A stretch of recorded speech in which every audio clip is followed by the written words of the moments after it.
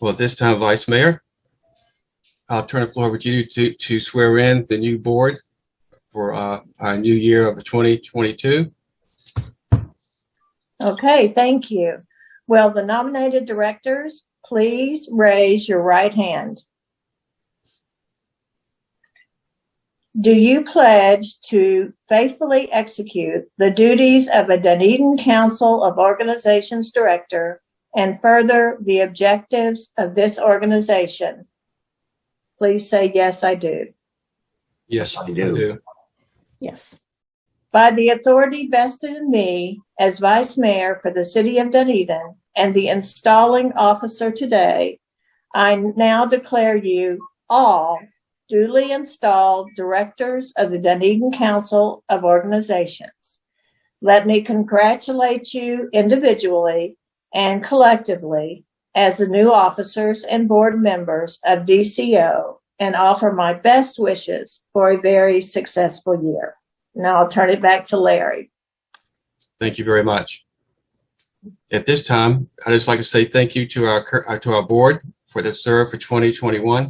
I appreciate all your hard work supporting the organization. I'd like to thank all of our membership too, for all for supporting us and hanging around through our virtual, hybrid, and now we're back to virtual again. Hopefully we'll be back in person again very soon. But what we'd like to do at this time is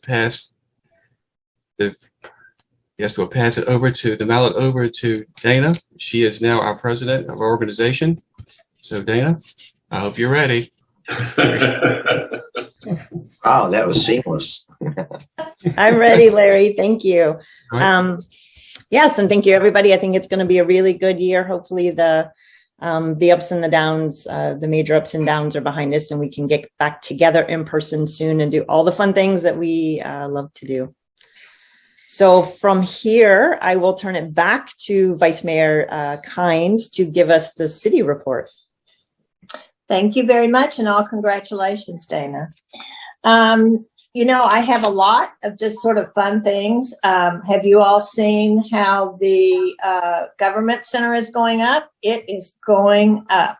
It is going to, you know, they have said it will be done by October 2022, but you know what? I think we'll make that quicker. I'm going to Jorge's on the line, but they are really moving on with it. Please go see it. I want to tell you about the Dream Master Plan. We just finished that, and the Dream Master Plan is Dunedin Resiliency Action Master Plan, and it's developing with the aid of many partners, including Sierra Club, Native Plant Society, the Hope Spot committees, the Committee on Environmental Quality and Sustainability, and Citizen Survey. And I really hope I haven't left anyone off. It was a true collaboration. It means, again, Dunedin Resiliency Action Master Plan. It's the first master plan Dunedin has to address peril of flood, seawater rise, the climate crisis, and conservation of natural resources. Let me find all my notes. I also want to talk about the multimodal master plan. We just saw that last night. We've heard from you that, you know, traffic and traffic calming is one of your major concerns. The multimodal master plan really is imperative in differing forms of transportation to lessen automobile use. So we go to lesser traffic. It's really wonderful to look into. You're talking about water modality. You're talking about bus modality. You're talking about in the future, maybe some light rail on 580. I mean, it's a long-term plan on how we can lessen people's dependence on the automobile. It also includes the Ready for 100 challenge on net solar. I want to talk to you a little bit about Trashy Treasures. It's coming up March 4th, 5th, 6th, and 7th. On March 4th, there's an opening party, 6 to 8. This is all at the Dunedin Fine Arts Center. And I will tell you, most of the trashy treasures end up at my house because it's such a fun party. I've gotten wonderful things there. So the opening party is 6 to 8. And that night will be the best of trashy treasures. There's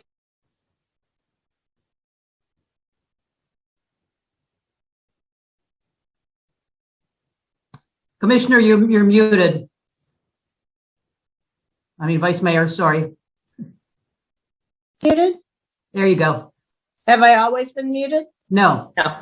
just Okay. the No, last you just- 30 seconds. Okay, Saturday, March 5th, 10 to 2. Then Sunday, March 6th, they'll go to 1/2 price, and that'll be from 1 to 4. And on Monday, anything left from 10 until 2. And they really do have some wonderful treasures. It's a really fun event. Plan on trashy treasures at the Dunedin Fine Arts Center. There is another drop-off on Saturday, January 22nd, from 10 a.m. to 2. I also want to talk about solar grants. There are now solar grants available for $2,500, and they are available at dunedingov.com. You look for Solar Energy Incentive Plan. This is first come, first serve for those people that are very interested in getting solar for their homes. I want to congratulate Casatina for 30 years. 30 years in our community, 30 years old. You may want to stop by and congratulate them. The Osprey Trail Boardwalk at Hammock Park is going to be undergoing a much needed refurbishment beginning February 1st. It will be closed for 3 weeks for the duration of the project.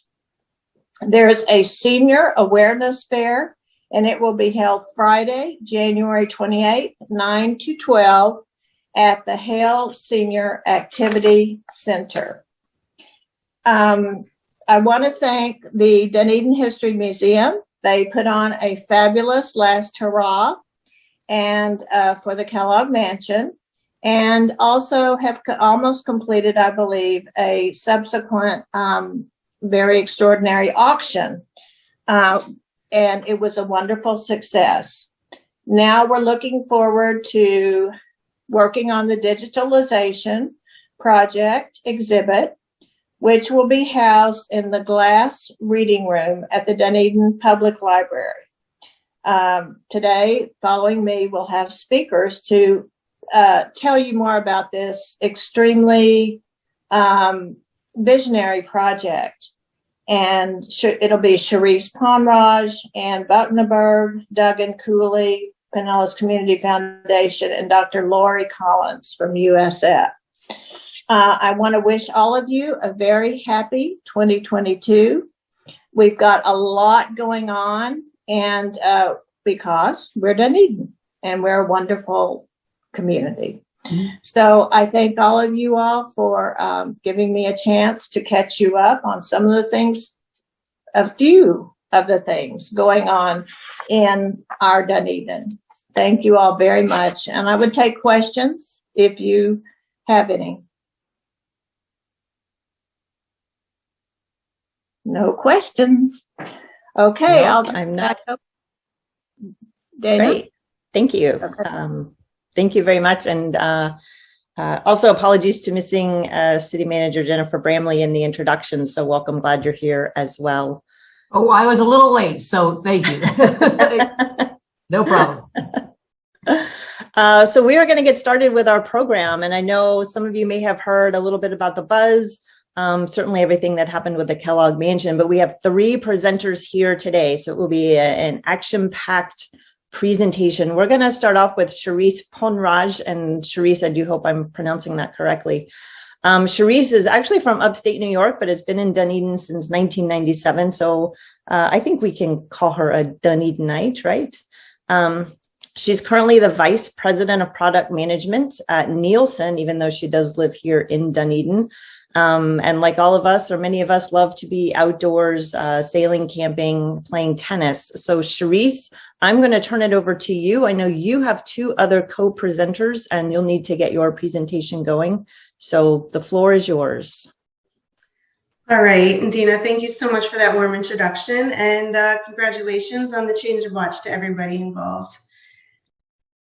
All right, so, I'm here to really talk about this Kellogg Mansion Digital Preservation project. It's a really exciting project, and we're going to be hearing from a few others that are involved in this project. But first, what I'm going to do is I'm going to share my screen, and we're going to take a little walk together around down memory lane here. So let's see. Charisse, I need you to activate your video. You need what? You need to activate your video. Oh, you know what's happening? Charisse, you're in a different screen.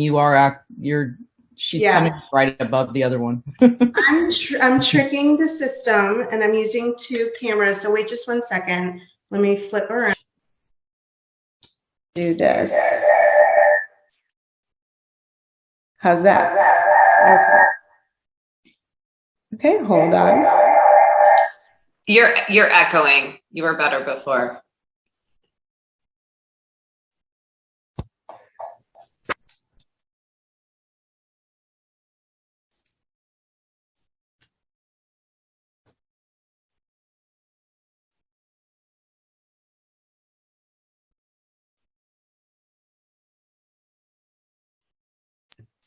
How's this?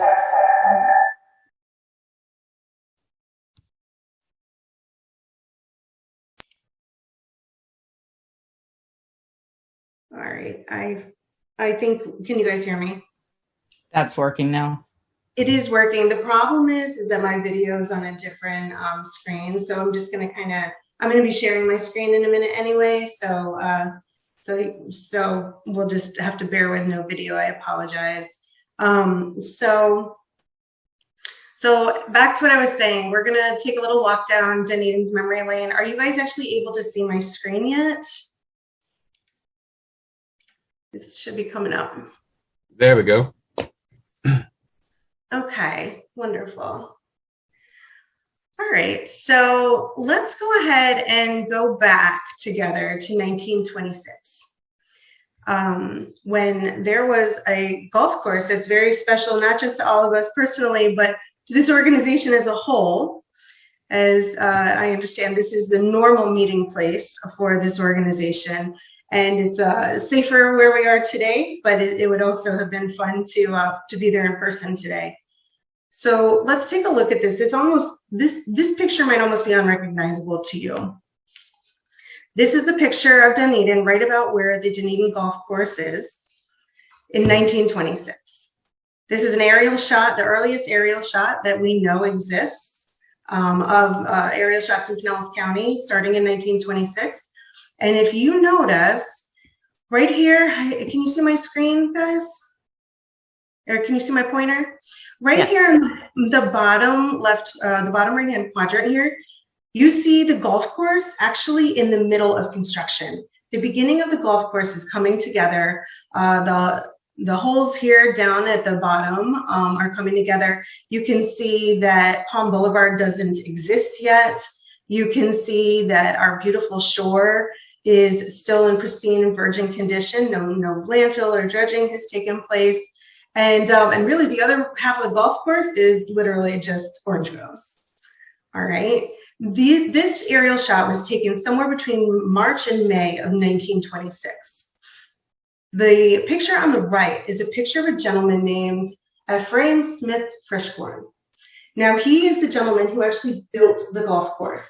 And what you see here is a picture in the Dunedin Times of him taking the very first drive to open the golf course in November of 1926 when it was completed. And of course, the press was there to take a shot of his first drive down hole number 1. So I love the fact that this aerial shot, which is so rare and so special, was actually taken in the middle of the development of that golf course. All right, so Ephraim Smith Frischkorn was a really successful real estate and land developer from Detroit, Michigan. And he came to Dunedin with really big ideas. So just for fun, I'm going to just crawl us through these aerial shots because I know you're all going to love them. So here you see in 1942, of course, the golf course is fully built as it was by the end of 1926. You can see Palm Boulevard is there. You can see on the left-hand side, the dredge and fill operations have been accomplished. And yeah, Dunedin is in this area of Dunedin, it's starting to take shape. In 1957, you see the same thing. You start to see the beginning of Fairway Estates coming together with a few houses starting to be sprinkled in there, kind of interspersed between the orange groves. You see the fingers coming together. I believe it's Harbor Isles over here. And you start to see some of the roads and housing developments going up around and more shape taking place. 1972, it looks a lot closer to what we know of modern day Dunedin. And here is modern day Dunedin with a beautiful golf course laid out in front of us that Ephraim Frischkorn built in 1926. A very beautiful golf course that we know was built and designed by Don Ross. So let's go ahead and just look at Ephraim Frischkorn, who came here in 1926 with really huge ideas. He came here to settle the Dunedin Isles subdivision. And this map is a map in around, middle Dunedin of the subdivision areas. Dunedin Isles, still to this day, is the largest subdivision in Dunedin. He came here to execute a grandiose vision of building a city within a city and really putting Dunedin on the map. He invested somewhere around $70 million of money from his building company. And you'll see really the kind of muscle power and enthusiasm that this gentleman had behind expanding Dunedin and really trying to make it the most beautiful place on the west coast of Florida to bring people to. And he did that quite well, which is a little bit of the massive impact this gentleman had on our community. So you can see here Dunedin Isles, you can see the golf course, and these little islands, which are right off of where the mansion is, this little spot here, this orange spot here, is the location of the mansion. And this is kind of like just a visual representation of the impact that this gentleman had on our town. All right, so here's a picture of Ephraim Frischkorn, probably a little bit in his younger days. All of the titles that you see here are snippets taken directly from the Dunedin Times within a very short period of time, within about a year and a half, between the end of 1925 and the beginning of 1927. So he came here and just had an epic marketing plan, had an epic development plan. And you can see some of these titles, like for example, the one in the middle here, Dunedin Isles has placed the city on the map. The fame of Dunedin Isles beauty spreads far and wide throughout the nation. And then you get lots of big updates on the development. They went very fast. And he would take all of his wealthy friends from Michigan and he would bus them down here. He would have a tour of where they could go visit all different places in Florida. And then he would bring them to Dunedin and show him his beautiful Dunedin Isles. And Grant and Skinner were actually the underwriters for the home building, and he partnered with them, and they would sell plots and build homes. So this was such a big effort. I think it's one of the stories of the mansion that happened so long ago, and the narrative around this mansion has really become one of W.K. Kellogg owning it. And there's actually so much more to the mansion's history than just W.K. Kellogg. And I think that the contributions that W.K. Kellogg made are probably also even getting lost in the narrative of the grandiose of it, and the wealth that Kellogg's name is associated with. So here's another little snippet before I move on past this. That is mentioned in some of the articles, just to kind of continue to talk through this. Never has Dunedin been placed in the position it is at the present time. For the very near future, will bring the name of Dunedin before the world in a manner unexpected or even anticipated by the coming of the Frischkorn Florida Company. So it really was an exciting time for Dunedin. And this man decided to build his beautiful home along his favorite spot in Dunedin Isles, of course. So at the time, there was no homes in this area of Buena Vista Drive in Dunedin Isles. It didn't exist. He built Buena Vista Drive so that he could get to this house that he built. And this is a view of the home from like the south property, looking over the property line, and just kind of having that early look of what the mansion looked like many years ago. This is actually one of the postcards. There's other versions of these in Dunedin. This is a postcard that welcomes people, but so I don't have an exact year, but there's no modifications made, and it's 30s, 40s, 50s probably.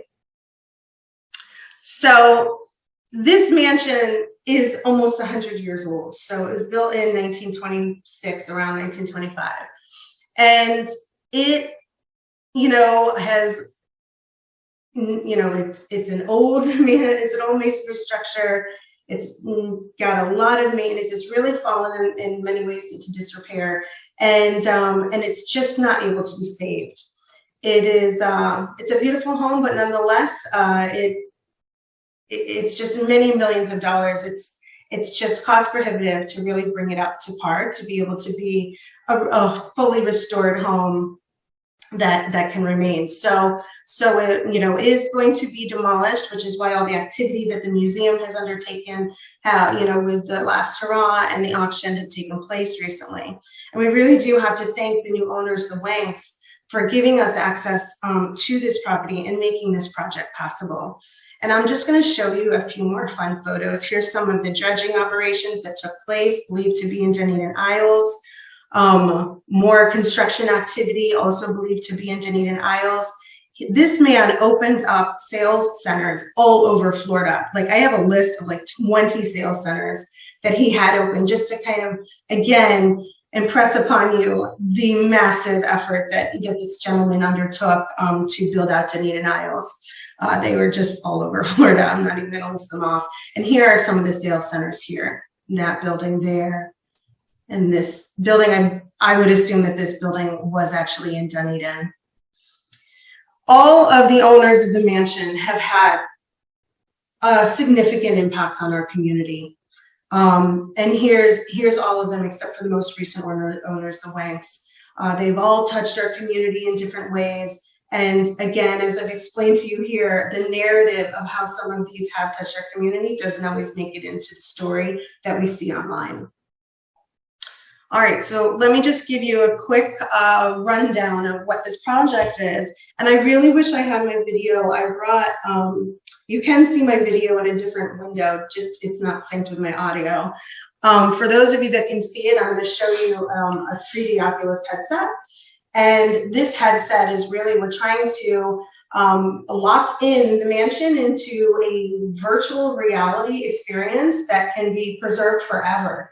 It doesn't need maintenance, it doesn't need physical location, it doesn't need land, and it doesn't need to be maintained. It can stay in this headset virtually as long as we want it to be there. So it's amazing when you throw this headset on how easy it is for us to trick our brains and make us feel like we are in a different place. And that's what we're trying to do, is put us into that mansion, onto the property, being able to walk down the dock and to choose the time periods in which we do that, which is incredible, special, and beyond what you can do in real life. We've raised about 30% of what we need to complete the project. So we're $35,000 into a $100,000 saving, or $100,000 fundraiser. It is, as Vice Mayor Kynes mentioned, the exhibit will be in the Dunedin Library. And with the $30,000 that we've raised so far, the $35,000 that we've raised so far, we've made a lot of progress. We've forged partnerships with USF, which we're going to hear from them in a minute.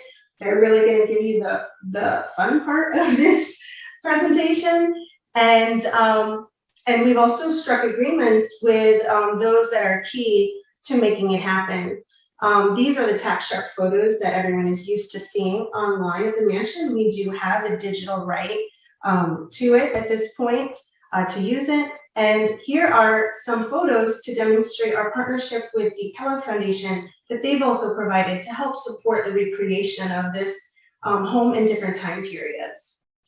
All right, so with that, I'm going to go ahead and hand this over to Dr. Lori Collins, who is going to give us a rundown of the work that she's been doing, which is absolutely incredible. She's a research associate professor and co-director for the Center of Digital Heritage and Geospatial Information at the University of South Florida Libraries, which includes the Digital Heritage and Humanities Collections Initiative.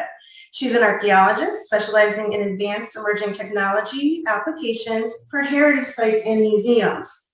Her research specialties include cultural and natural landscape management and documentation strategies for archaeology and architectural historic preservation. I think we found the right person for our project here. She has worked on projects in Florida, the Southeast, Northeast, and Western U.S., as well as collections and sites in Alaska, Hawaii, and the U.S. Virgin Islands. Her work with international heritage includes projects in Mexico, Guatemala, Armenia, and Spain. And lastly, Duggan Cooley is going to be talking to us from the Pinellas Community Foundation.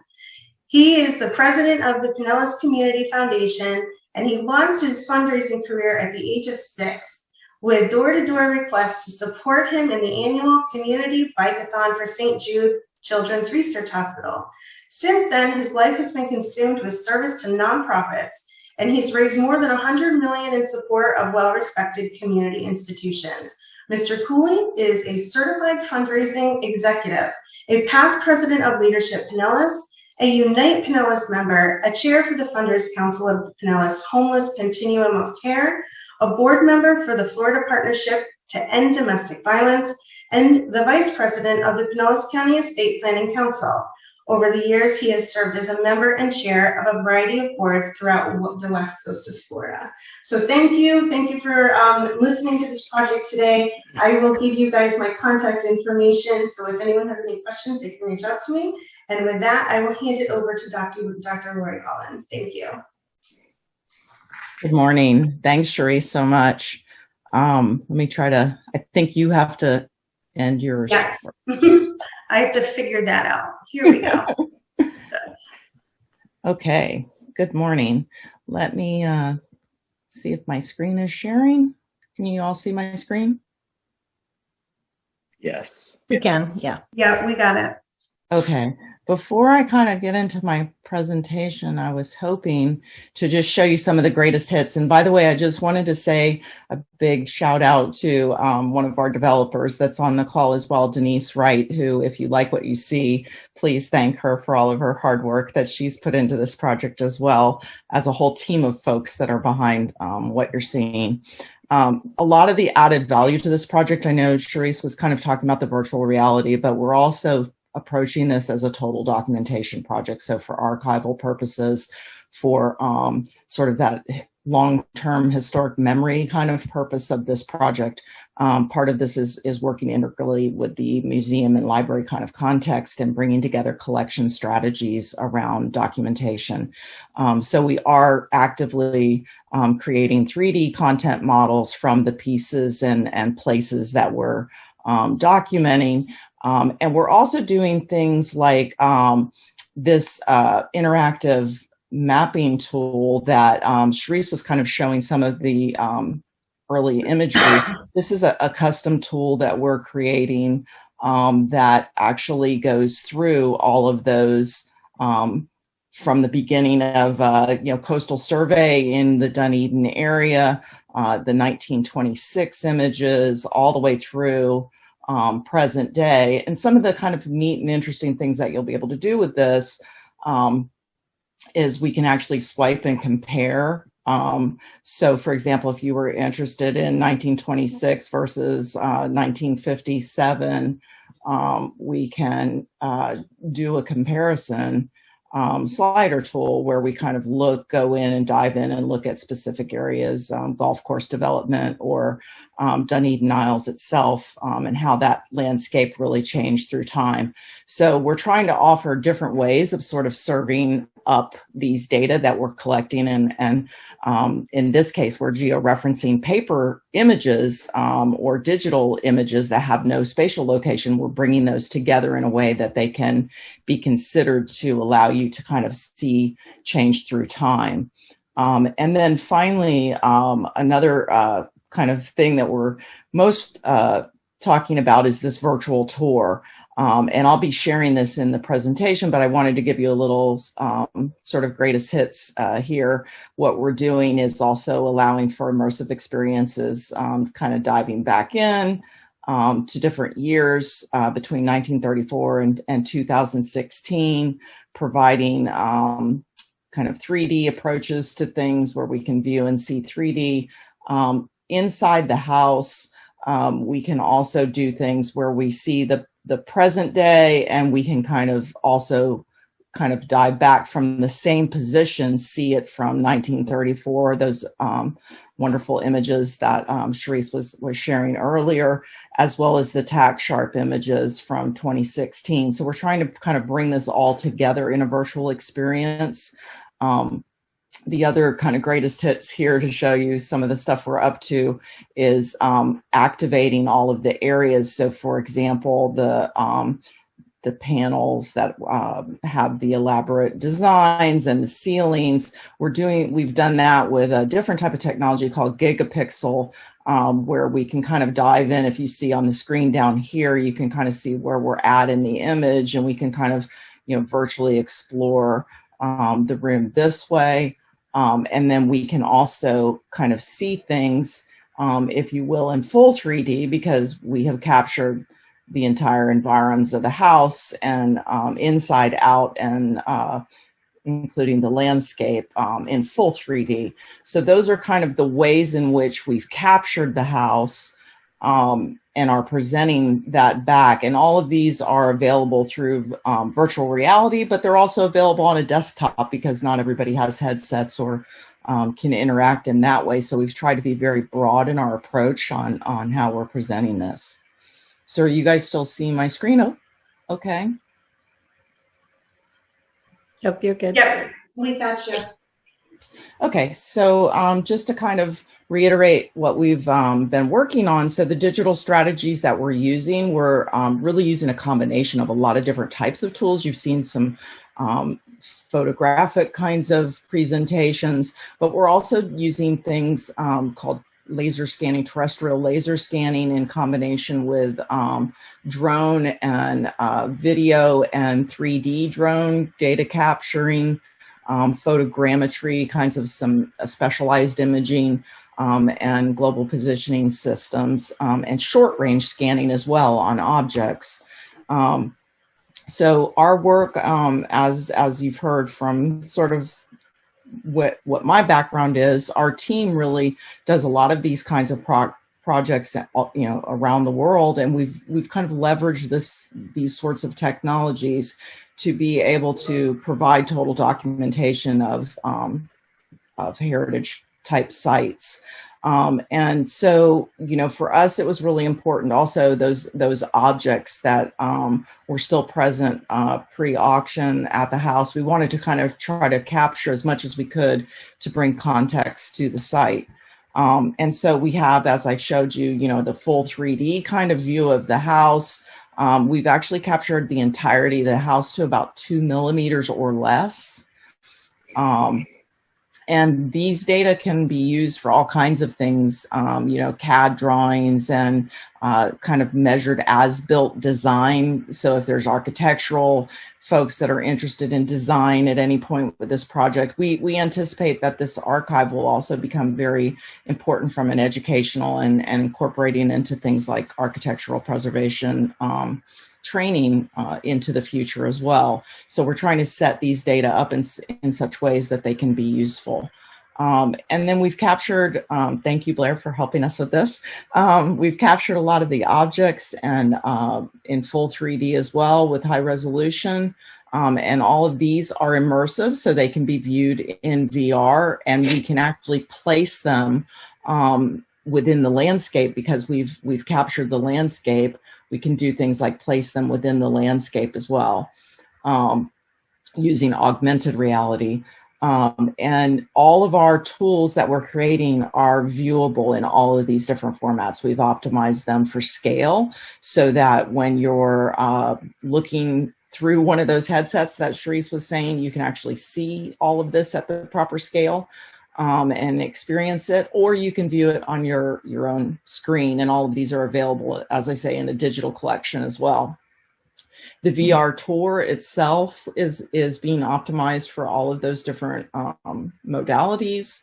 And we will be hosting it both with the USF libraries, but also making it available through all of your entities that will have full access for this. We anticipate that it could be used for a lot of outreach and education beyond just the museum exhibit even. So a lot of kind of dual purposes that will emerge from the project. As I say, it's all being optimized for VR kind of quality and ideas that we're actively working with Sharice on as well. So here you're seeing some views of scale approach to setting up positions, viewpoints and scale approach.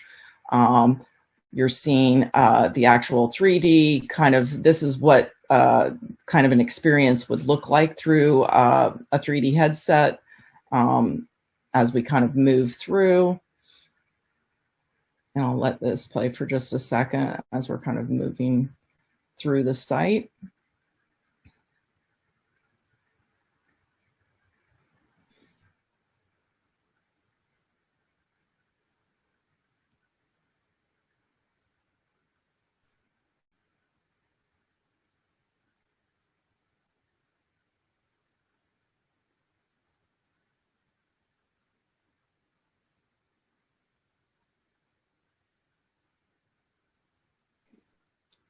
And some of these areas have been captured with higher resolution detail. So as I say, it's kind of embedding different models within models, if you will. But you can see we've captured the entirety of the landscape as well.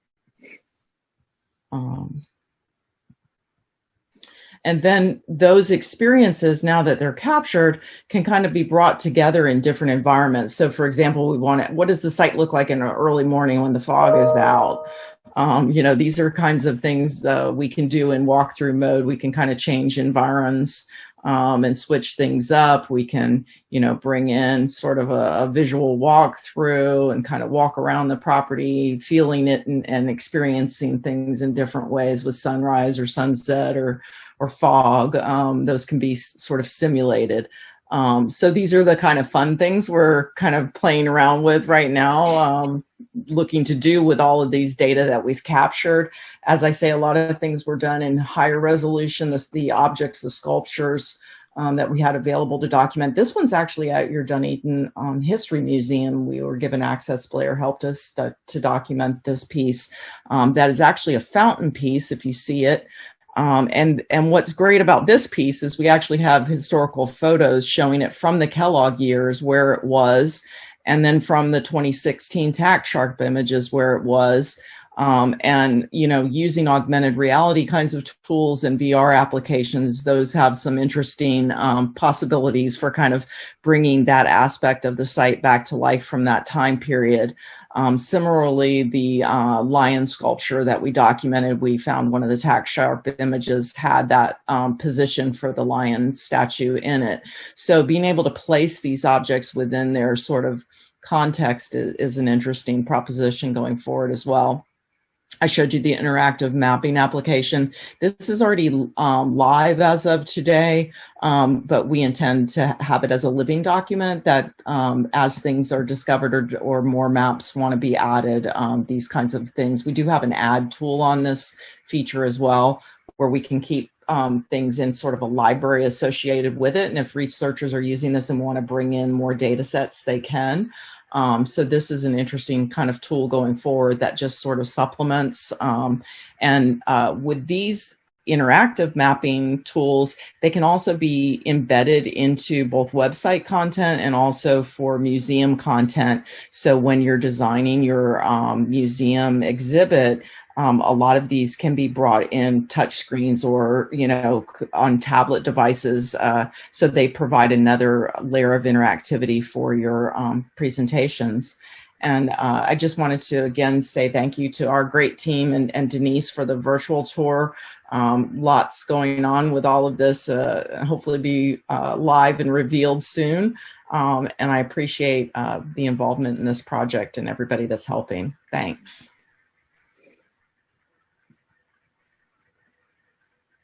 Wonderful. And I'll just finish up. I'll be brief this morning, and I think it's incredibly exciting to see kind of from the ideas of what could be done here to where we're actually getting today. There are many donors in the community who have helped make this possible. What's exciting is we've kind of gone past tier 1 of our goal for this project, and we're moving into the next phases. Enough money was raised by the community to do the very most important parts, and the very time-sensitive parts of being able to capture all of the digital imagery, the digital data collection, so that we could get that done before this site is demolished and new construction begins. And we're very fortunate that the new owners have given time for that, and have worked so closely with the community to make sure artifacts could be taken out of there, and at the same time support our local Dunedin History Museum as well. There's been a fantastic team behind this entire effort. The fundraising effort is really what is fueling a lot of the work that's able to be done. And you've all had the opportunity to meet Charisse this morning, but many of you probably know Ann Bachneberg as well. They have been so key, along with Vice Mayor Deborah Kynes, who really helps push us along in a good way. The city has been such a great partner, our library, and we are incredibly fortunate. And I thank Heritage Village for working with us. And it started from a conversation, and that's how we got introduced to Dr. Lori Collins and USF, who have really put some great strength behind this, and opened up our imagination to be able to do even more. And so the wonderful things that you've seen this morning are made possible by donor contributions from the community. And really our goal is to continue to grow the opportunities to make this accessible to as many people as possible, to incorporate all those special elements of history, the things that Charisse was talking about this morning, some of the history that much of our community, I think, doesn't even know. You get caught up in little snippets of things and don't know the entire continuum of our history. So to weave that in and integrate that into a digital and accessible project is so important. And so there are many ways to support the project, but the most important to keep us fueled and keep going are certainly monetary donations. We have kept a fundraiser page going for this, and I'll put the link for that in the chat. And we'll continue to update that with links to other opportunities, and as things progress with the accessibility of imagery and digital information from USF, we'll continue to get links updated on that site, and that lets everybody know sort of where we are with our fundraising goals as well. But huge thank you to everybody, and I think we probably extended a little bit beyond our time, but I think we probably could take a couple questions if people have them, and if you'll indulge us the time. But thank you for having us this morning. We're grateful to be here.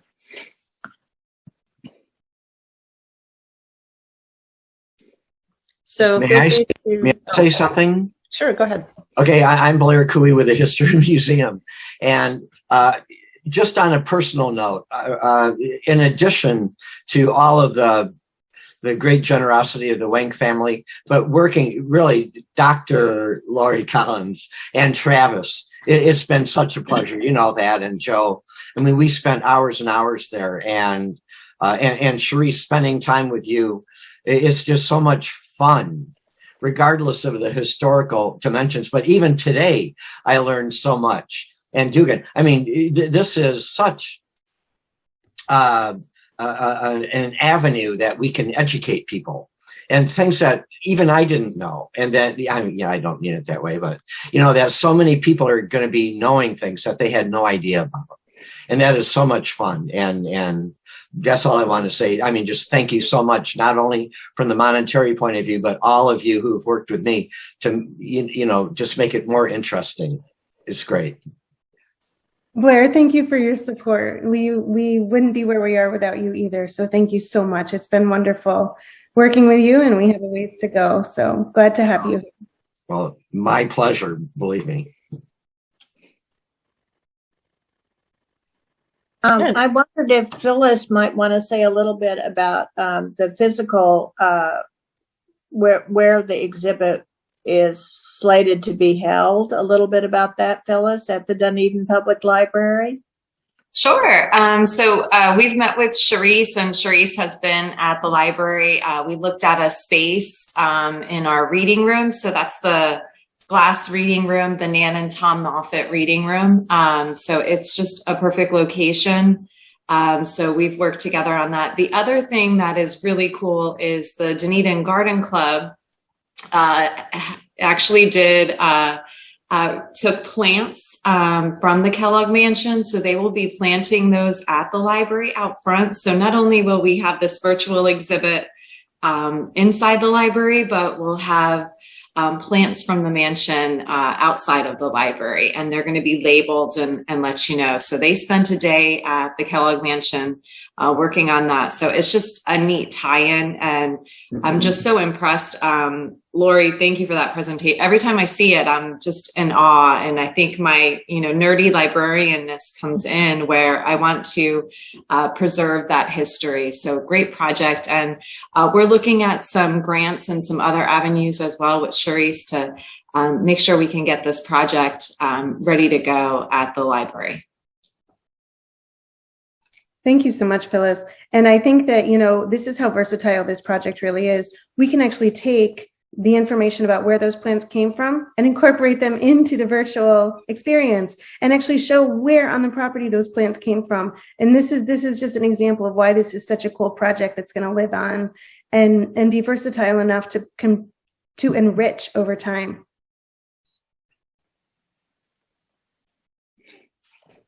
Thank you. Any questions from anyone?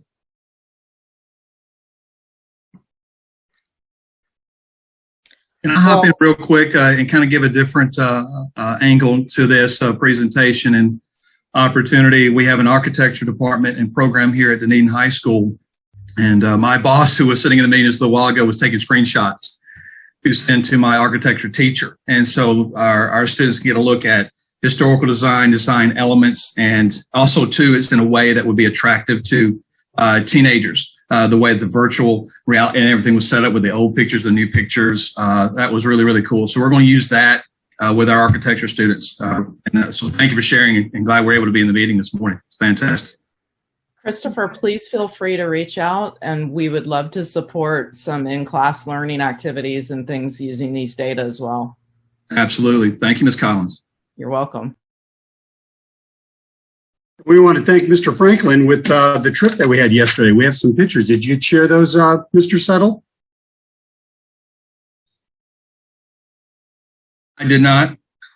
Let me see. I can bring these up, just a few. If they have time, I can show the pictures that Dr. Dealey had sent back.